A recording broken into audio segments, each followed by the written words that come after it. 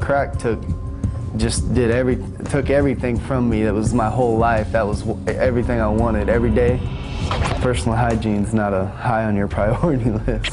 When you're on crack, you don't really care about anything besides crack.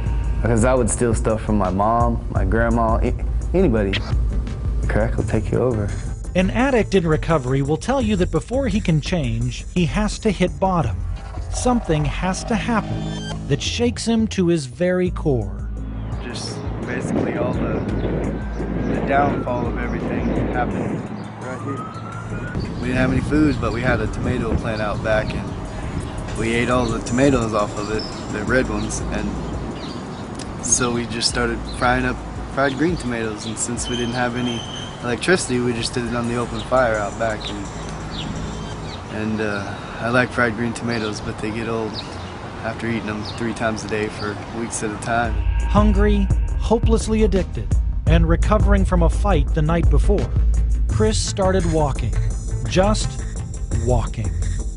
I get like 5 miles, and I saw a car on the side of in this parking lot on the side of the road. And I was thinking, wow, that looks like my brother's car, and sure enough, I walked up and there he was. Now, some might think it was a coincidence, but in reality, it was a divine appointment. My brother, he's a youth pastor. You know, he started telling me I've been looking at some places that, you know, that you could go to get some help if you're serious. A few days later, Chris entered our recovery program at John 316 Mission. I was scared to come here. When he brought me here, you know, I was almost breaking down in tears. And I ended up just staying. He was like, just give it a week, you know? Just try it out for a week. I had been here about a week and a half, and I decided that it was time to get saved.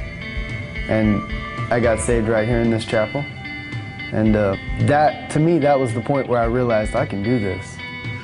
You know, with God, I can do this. Over the next year and a half, Chris went through our program by attending classes, spending time in counseling, praying, and studying the Bible. I've been clean from everything now for about a year and a half. And I haven't had any relapses. And I tell you, I couldn't have done that without God. But I never thought that I could have a relationship with God. I never thought that I could be a productive person, or that I would be able to do a lot of the things I'm doing, like I'm going to go to college. I never thought I could do that. God has made me a new creation. The old is gone away. I don't feel like I'm ever going to be that person I was.